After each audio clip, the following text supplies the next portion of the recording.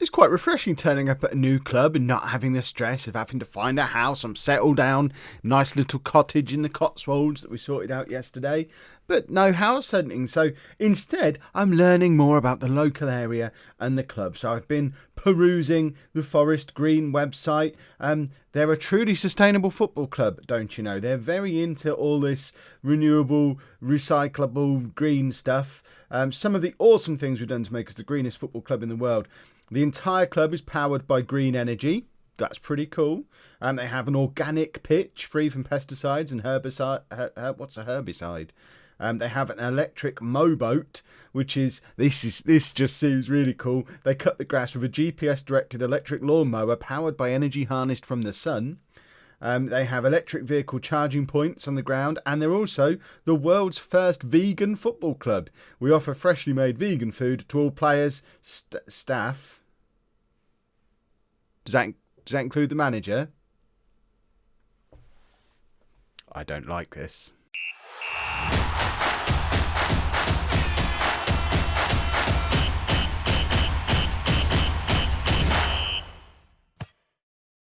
Hello and welcome to Club 2 Part 2 Non-League to Legend. I'm Kev, and coming up on today's episode we have games. I love saying the fact we're in League 2. We're in League 2 at home against Barnet and then away against Chesterfield. They're actually two pretty difficult games in League 2.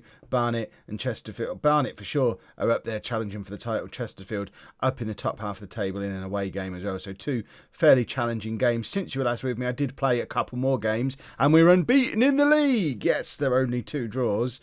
We drew against Aldershot, we drew away against Salford as well, and actually, to be fair, if we look back at that league table again, Aldershot are just above us, Salford are just below us. They're probably, if we're going to get ourselves out of this relegation mess, they're probably teams we should have been beating, and if we'd have played them a little bit later on in my managerial tenure, I'd have been a little bit more confident of beating them. The problem is, when I arrived, we were fresh off the back of this massive run of consecutive defeats, which presumably led to the manager getting sacked, and we've only actually won 3 games in the league all season. One of them was with the caretaker manager in charge before I arrived. But we're not going to give him any of the credit. I'm the one turning this team around. And we may have got a goal scorer. I mean, he's not going to be a long-term awesome goal scorer. But Jordan Garrick, young winger, never really been given an opportunity. He's been at the club since last season, but only started 5 games last year. Had only started 1 game this year before I arrived. I've started him in both the league games, and in our last game, he did score twice. And there were 2 pretty well taken goals as well. So I'm hoping that we can find a way to get some goals out of him just to get us through until December, until January even. Because January, when the transfer window opens, we can go out and buy a striker and finish off our little system. Because I think we're good defensively. Our midfield looking pretty good. We're playing good football. We just haven't got a forward. Problem with that is we've got like 10 league games between now and then. If we don't start converting some of these draws into wins, then I might not make it to January because they might just bin me off again if we're rock bottom of the league by then. But fingers crossed we won't be. Barnet is going to be a big test, and this is the team that we're putting out there for that test. So we are going with our direct counter-attacking system on a 4-3-3. Like I say, the defence is excellent. The midfield is so-so. We don't really have a natural defensive midfielder, which is why we're going to be playing a centre-back there. Farrind Rawson really is probably one of our 2 best centre-backs at the club. Ideally, we'd be playing White and Rawson as our centre-back partnership, but we don't have a holding midfield player, so I've stuck him there. If this doesn't work after a few more games, I'm not averse to doing that and playing with a full-back 3, and maybe even keeping the rest of the system the same, possibly pushing the full-backs on a little bit. They're both capable of playing wing-back if need be, but for now we're going to play him there as an anchor man and kind of keep an eye on it. It's a position he's capable of playing. He's accomplished in that position. If we look at I can't believe it, Kev's a changed man again, everybody. We look at his attributes for being an anchor man, and it looks like he ticks all the boxes as far as I can see. There's no glaring weakness to his game that suggests he can't be a very good anchor man. So hopefully he'll become a good anchor man. It's just this is where I'm going to be worried. I'm going to be talking about that a lot because it worries me. But this is our team. We've got Dieng in goal, a back four of McGinley, Husek, White, Shepherd. Rawson is mentioned before, like our anchorman. Collar and Brown in midfield with Garrick up front, supported by Danda and Williams. So the big difference we've had from the last episode, we've started to get some of these players fit again. Williams hadn't been fit. He's our best player at the club. We've tied him down to a longer contract. He actually does score quite a few goals for us as well. And I have toyed with the idea of putting him in here. And because he's not a disaster there. Stick him in there, and then we've got Randall, who can come on and play on that right wing position. But that does mean sacrificing one of our more defensive players. And as at the moment our plan is just kind of defend. We're going to be doing some defending. So that's our team. Did I have him on attack or support before? I think I had him on support. We're going to leave him on support. If I move him there, does that automatically change him to attack when I move him back? Am I discovering things? So just there, he's on attack. Yeah, I don't want him on attack. I wanted him on support. I don't really want anyone attacking. I just want us to not concede goals, especially against Barnet. I know we're at home, but our home form this season has been shocking. Barnet are one of the best teams in the league, and if we can grind out a 0-0, I'm going to be over the moon. We don't want our best player basically playing up front where he's not going to get anywhere near the ball. They've got Ricardo Santos at the back, who used to play for the mighty Peterborough United. Now we're up to League 2 level. I'm going to be identifying a lot of former posh players whenever I see them. The media have been on your backs lately. Ignore that and enjoy the match. Agreed. That didn't help at all. The media don't like you. They think you're rubbish. Go motivation. Now, to me, in my colourblind state, I can't tell the difference between those two kits. I can see a clear difference between the two colours they've got on their little banners, green, orange. And even there, orange, green. That's fine. Stick them both on the pitch, though. My red-green colourblindness takes over, and it looks like they're all wearing the same kit. I don't even know who's attacking. This is the worst game in the world for me to be commentating on, because I have no idea. I don't know if it's a good idea for me to manage a team that play in green kits. I'm now rethinking everything about home as well when I start that series, because it's a greenish kit. Am I going to have that problem? Oh my word. Right, let's go. I think we're the ones who are attacking. We are. There's Farron Rawson, the anchorman extraordinaire. We have been spending a lot of time working on set pieces in training and getting my set piece instructions absolutely spot on. I mentioned it a few episodes ago when I was still with St Albans that I'd been reading about set pieces, and you can see we're being an exploitative monster. We're aiming far post corners to our biggest defender, and it worked. Needs must. Far post corner, big defender nods it down, other big defender tucks it away. Bob's your uncle. We're 1-0 up against one of the best teams in the league. And there's Husek again, plays it forward, and Collar picks it up in midfield. Brown out to Williams. So let's see why Williams is so good. What's he going to conjure up for us? Cross comes in, Dander's there, hits the post. That was a lovely little move. And I tell you what, look at the state of those stats for that first half. We're the team fighting relegation. Barnet are the team going for the title. You would not think it for a second looking at those stats. We've really laboured through those first few games that I just showed you. This is the first time we've actually played well. I'm very impressed. We've got to guard against complacency. Don't think the job is done. They're all happy, apart from a couple of... who's not happy? Rawson and Garrick, don't care. Everyone else is happy. If I get 9 happy, 2 unhappy, that to me is a good team talk. If things stay as they are, we leap up the league as well. We jump all the way up to 20th place. Corner comes in again. Husek nods down to Dander again. Husek, from these corners, he is a proper aerial threat. He's a player who, he hasn't really been... I'm such a monster. I'm knocking my glasses off. I'm such a monster. He's never been used before, really. He'd played a couple of games before I arrived. He was sat in the under-23s. But I had a little look around, noticed he was 6'7" and 15 stone, and thought he might be useful at corners. I feel dirty. I'm not proud of myself, but in the circumstances... we've got a 6'7" defender and we can't score. Oh my word, he's missed a header. That's the problem. He can't defend. Perhaps we need to play a back three just so we can have two proper defenders. Husek in there who can't defend to save his life. Maybe we convert him to being a target man up front and not make it so it's not just from set pieces. Here we go, corner again. Husek is fouled this time, I think, and we've won a penalty. I love having a 6'7" giant. Oh, this isn't ever going to get old. We're going to be 2-0 up against top of the league Barnet. George Williams. Let me know down in the comments if I'm now a scumbag who is playing with 6'7" striker and aiming every corner at him. If that, to me, I'm working with the resources that I've got. This is still part of new game, new Kev, because previously I wouldn't have noticed him. I'd be playing a 4-3-1-2 and we'd be losing. I've found the one strength we've got in this terrible looking squad and I'm playing to that strength. That's got to be good, surely. Plus, the board did ask me to focus on set pieces. That was one of the two things they asked for. They said, look at youth, focus on set pieces. Well, I found a young centre-back who's great at headers from corners. So I'm meeting both the criteria. We want another penalty. We're actually going to be... We're stuffing one of the best teams in the league here.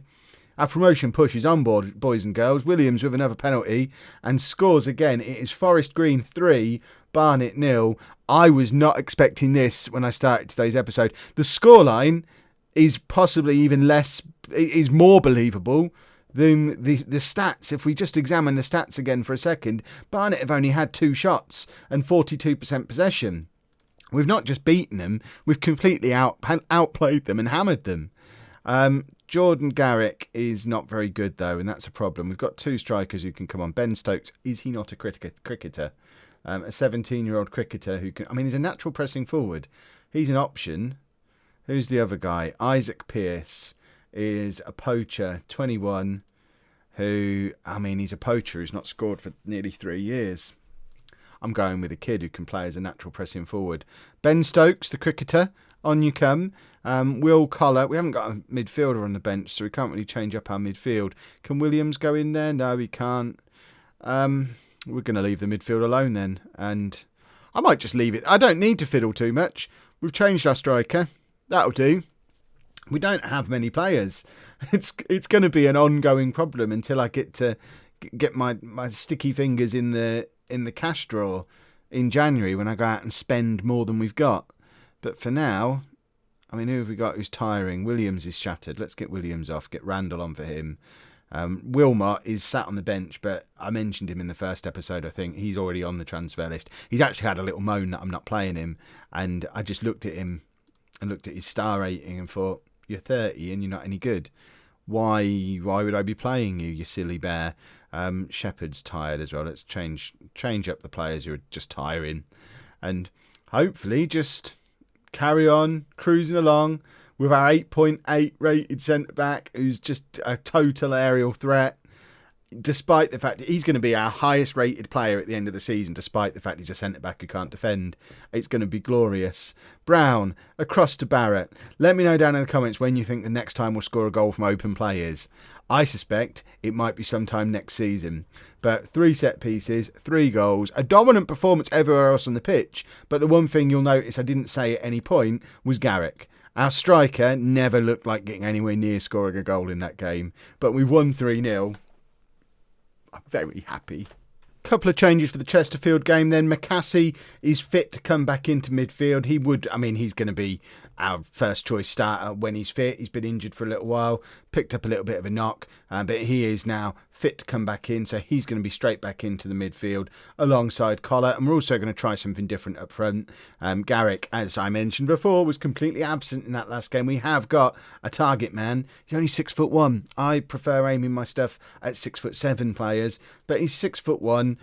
He's a target man. He could be a decent League One striker in the future, so there's potential there. He just doesn't score any goals, but now we're a set-piece team. Maybe today's the day he starts scoring goals. So we're going to give him a go up front. If it doesn't work out, we've got Garrick sat there on the bench still, so he can always come back into the team. But the plan is, just as it was in the last game, get lots of corners and aim them at Husek, who doesn't even have a face. I was having a little bit more of a look at him. He's actually got some decent potential as well. So plus, he got a training rating of 9.3, I think.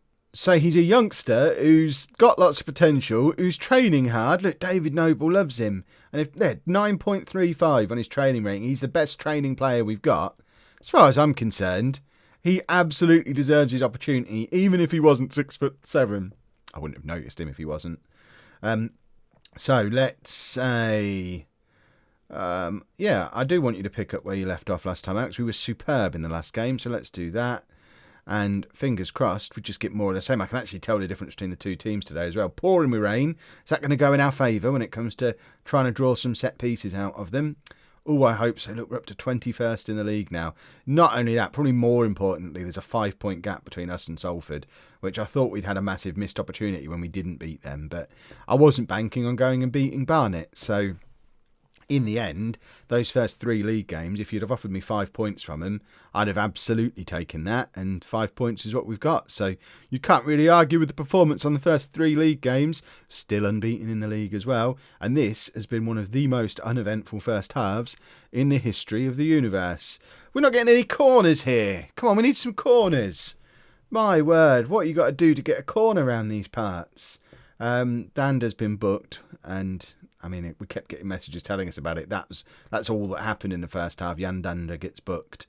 We've not played very well there, have we? Poor conversion of final third entries into shots. I mean, it's a weird way to phrase it, but yeah, we're rubbish attacking. We knew that. It's an away game. We're absolutely fine drawing it. We haven't been the better team. That's nonsense. I am far from pleased with what I've just seen, because that was rubbish. We're better than that.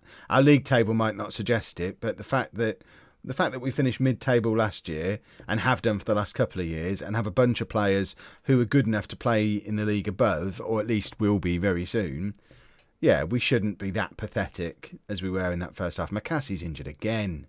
Have we got a sick note here? Why are we giving away corners? What's this? This isn't how it's supposed to be. Oh, McCassie's injured as well. He's got to come off. I've had like quarter of a game out of my best player so far, or my best midfielder, and I just can't get him fit. That's some pretty poor goalkeeping. Bradley McDonough sat there on the bench, wondering when he's going to get his opportunity. Do we need to take McCassie off? He's got a potential thigh injury. We probably do need to take him off. We don't want to risk him getting even more injured. Reece Brown can come on, and I mean, that's fine. Deep line playmaker, if that's what he wants to be a deep line playmaker. Perhaps we need some playmaking going on. Dander's been rubbish, but we don't really have much in the way of replacement for him. Randall, in theory, can go out to that side, but he's not very good at any of it. Can Williams go over there? Is he better at that? No. So actually, he's going to have to be an inside forward out there, but it's far from ideal when we're trying to chase the game, which I guess we need to do now. Williams flicks on. Collar's fouled Williams to Brown. This is our first attacking highlight of the entire match so far. Rawson to Brown. Back to Rawson again. Remember, he's a centre-back playing out of position. Randall, that's not what I wanted you to do when I told you to go on and be an inside forward. Perhaps we need to get Garrick on. Or do we take Rawson off, stick Garrick on and go 4-2-4 and just lump the ball up towards the target man? Maybe that's a better option. So you can do that. You can do that. Just be a winger. You're not very good at any of it on that left-hand side. Just be a winger. And what are we going to do? We are going to... I'm so unused to fiddling with this screen. I never do it. Pass into space. And where's the button for just lump it forward? That's what we want to do. Extremely direct passing, lump it forward, hit early crosses, just get the ball forward quickly, play for set pieces, definitely on, as always. That'll do. See if that helps us get back into the game. Right, here we have a corner. Williams with the corner. Misses Husek. That's ridiculous. How'd you miss a 6'7" man? It comes back to White. White to Collar. Collar crosses. I hope Husek's still in the middle. I suspect he's probably gone back now, which is just silly. Shepherd now picks it up. Big ball over the top for Garrick to chase. Garrick is in, and it's straight at the keeper, but we have another corner. There's still 15 minutes left. There's time for us to get back into this. Let's get passionate. Williams with the corner. It finds Husek, who, I mean, he can't quite direct it towards goal or one of his own players. That wasn't clear whether that was supposed to be him nodding it down for somebody or it wasn't didn't have enough oomph behind it to be an attempt on goal. Williams with another corner. Garrick now nods it down to Brown, and it's over from Brown. See, as soon as we get some corners, we're a bit more threatening. But we haven't been doing it for the whole game, and I just don't think we've left ourselves enough time. Brown now with the free kick, and it's over. And I think we're about to lose our first game at Forest Green. But I would have taken 3 points from this episode, and it looks like 3 points from this episode is what we're going to get. We'll just stick Williams in there for the last couple of minutes, and I don't think anything more is coming of this. I mean, I suggest that's probably quite a bad injury. The fact we've gone so far over the time added on as well, which is a bit of a worry. Luckily, poor old Randall. Luckily, it's only Randall.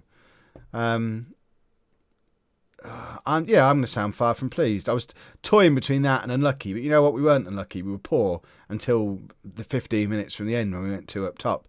And I can't justify 2 up top as a system when neither of them are any good. We can't waste 2 players. But let's see what the injury to Randall was. Good, we've got the McCassie injury as well. So Randall has got a back strain. McCassie has a tight hamstring. My word. And now George Williams needs a rest as well. Shall we suggest resting Williams? I'm going to rest you. He's glad of the rest. How much rest does it think he needs? Normally it says. Does it? Normally you get the physio report saying we've got a little jaded, could do with a rest. Well, when's our next game? Our next game, it's only an FA Cup game. In that case, I'm going to give him a week off. Give him a week off, rest up, all will be good. And as for our next episode, I think, unless we get a particularly spicy FA Cup run going, we're going to get through a big chunk of games. I don't know that you need to see me doing loads of corners and playing for draws. So I'm tempted to take us all the way through maybe to Christmas, because then by Christmas I'll know exactly what I want to be doing in the January transfer window. So we'll perhaps do another episode, maybe even the Christmas games, and then the one after that towards the end of the January transfer window, so I can tell you what I'm planning on doing, then show you what I did, and then hopefully we get a bit more juiciness in the run-in, because I don't want to do two more episodes of we're playing for corners, a draw would be great, so we'll do one. I've made a decision. Next time you see us, it's going to be Christmas. If you've enjoyed that, please make sure you leave a nice big thumbs up on there for me. Subscribe to the channel for daily Football Manager videos, and thank you very much for watching.